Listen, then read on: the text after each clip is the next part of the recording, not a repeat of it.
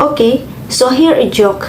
A man sitting on the veranda with his wife one night when out of the blue he says, "I love you."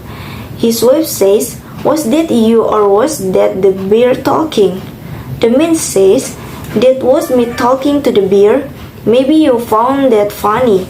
I find it hysterical." What makes a joke funny is a question that has visited the human condition since we lost our tails and started walking upright. But can scientists tell you today why we laugh? Scott Wims is a cognitive neuroscientist and the author of the book, The Sense of When We Laugh and Why. And he joins us from member station KUAR in the Little Rock, Arkansas. That's for being with you, Scott Wims. Thank you very much for having me. Tell me a joke and let's break it down a little bit, would you? Sure, I should want you thought. As a science, I'm not trained very well to tell jokes, but I'll do my best. Alright. So a dog walks in a telegraph office and he says, "I want to send a message." And the operator says, "Sure, what would you like to send?" And the dog says, "Woof woof, woof woof woof, woof woof woof woof." And the operator pauses a second and goes, "You know that's only 9. You can send a 10th woof for free." And the dog replies, "But that would make no sense. People never laugh when I tell that joke." I'm giggling here. Thank you. I wouldn't hold it against you if you didn't. Alright, I'm kind of getting my comedy writing script part here, but you're a neuroscientist. What makes it funny? There is one part of the brain that's worth recognizing and it's called the anterior cingulate. It's not on the surface. It's a little below and it's what we consider our conflict detector. Anytime we're confused or overwhelmed or just we have conflicting information like in the form of a surprising punchline, this area gets very active. Why is conflict important in a joke? It's basically how we process things we don't understand. I mean, so much of our life is filled with conflict and not just jokes. I mean, people laugh at funerals, people laugh at tragic events. And it's because there are times when we just don't know how else to respond. I mean, humor is much broader than just a stand-up routine. It's just how we look at this moment in life where things don't make sense. So, laughter is coping, bonding, listening anxiety, the sense of discovery, surprise, all these things. It is, and I think that's why it's so linked with health benefit as well. Now, humor hasn't always been looked upon so positively. You read that Plato and Jesus weren't funny. No, I mean it's really a shame. Historical humor has not gotten a good rep. Someone actually counted the number of times that laughter occurred in the Old Testament. The total number is 29 and of those only 2 are positive. In other words, only 2 are occasion of joy. Well, there are debates now whether Jesus laughed not just in the New Testament but in his whole life. And of course Plato, Hobbes, Nietzsche.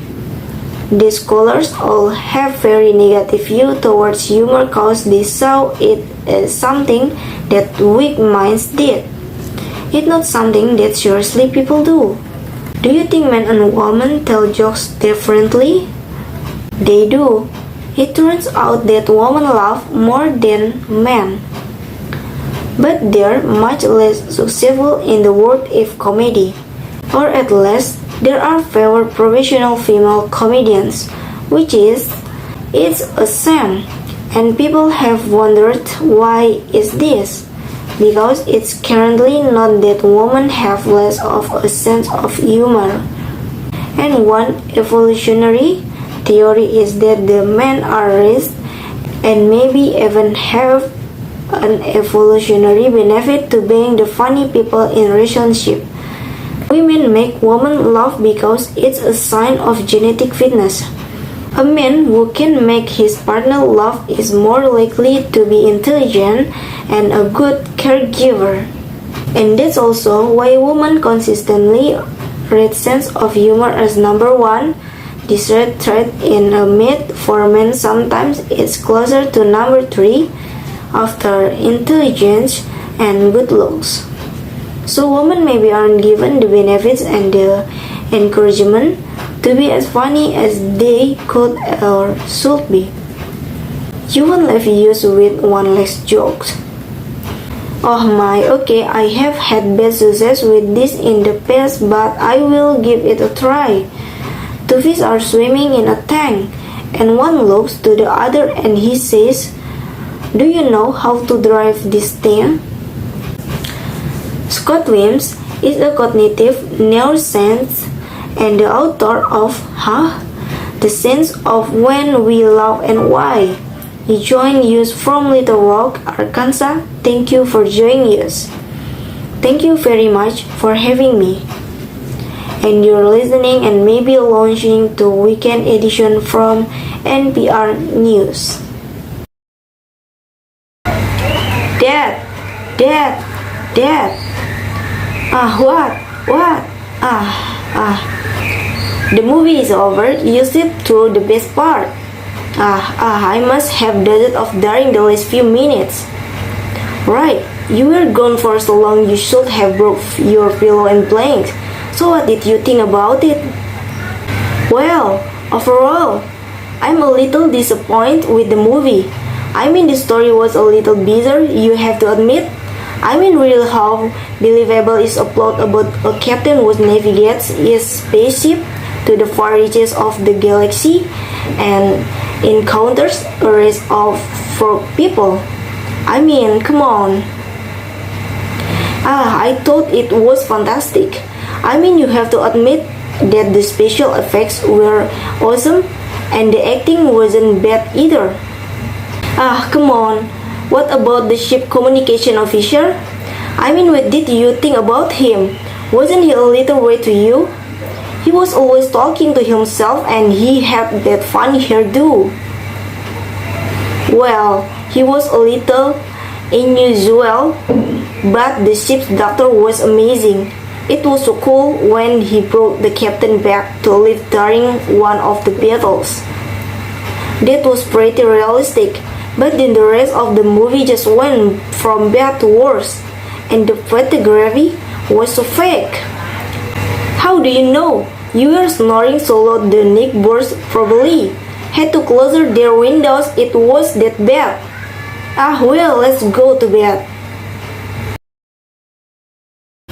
It was on a dreary night of November that I beheld the accomplishment of my tools.